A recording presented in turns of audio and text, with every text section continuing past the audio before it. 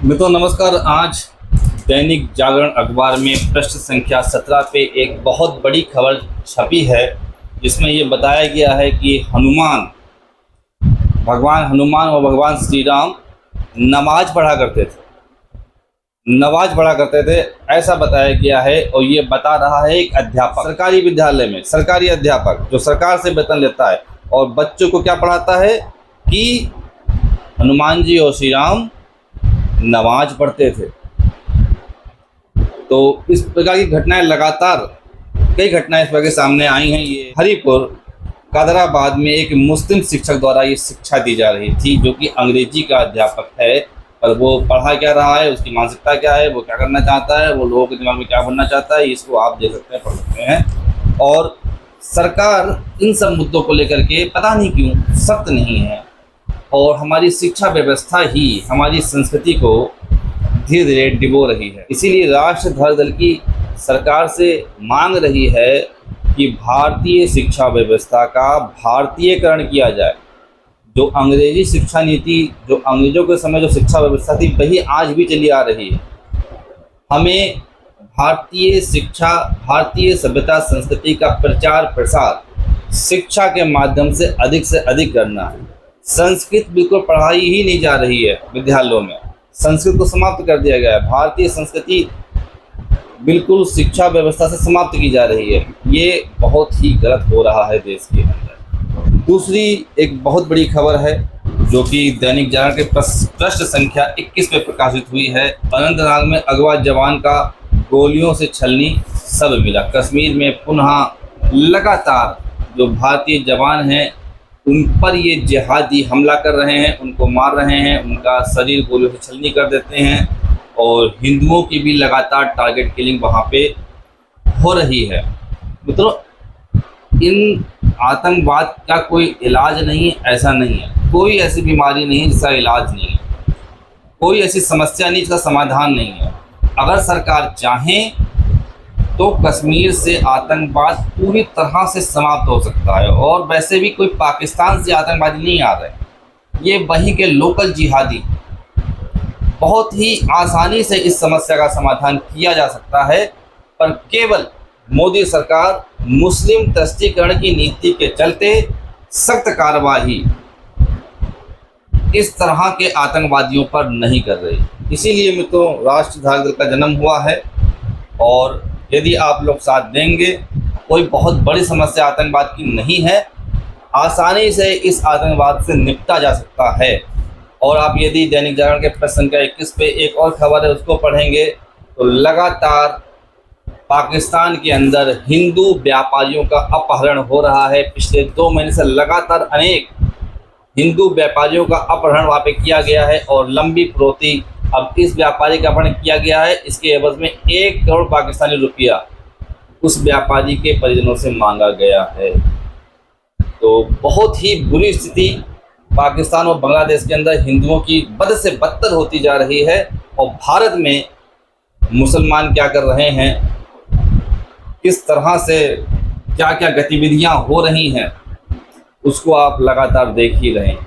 हरियाणा में भाजपा की जीत के बाद मोदी जी का वक्तव्य सामने आया है, जो कि आज दैनिक जागरण के प्रथम पृष्ठ पर प्रकाशित भी हुआ है। इसमें मोदी जी कह रहे हैं कि हिंदुओं को बंटना नहीं है, कांग्रेस हिंदुओं को बांटना चाहती है।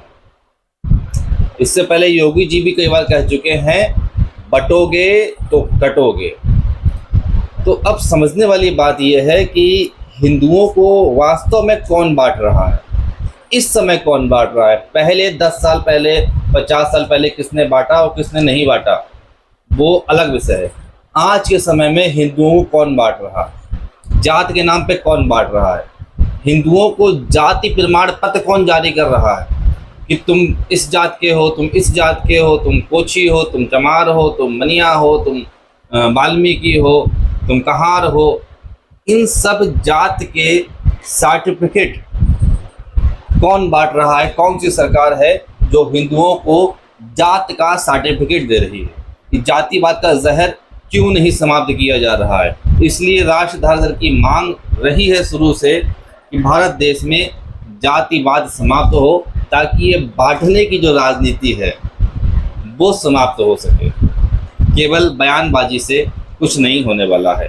दूसरी बड़ी खबर दैनिक जागरण में प्रश्न संख्या 3 पर छपी है, जो कि आज से 10 साल पूर्व सीओ जियाउल हक को मार दिया गया था कुंडा में, जिसके मुख्य आरोपी रघुराज प्रताप सिंह उर्फ राजा भैया थे। तो 10 लोगों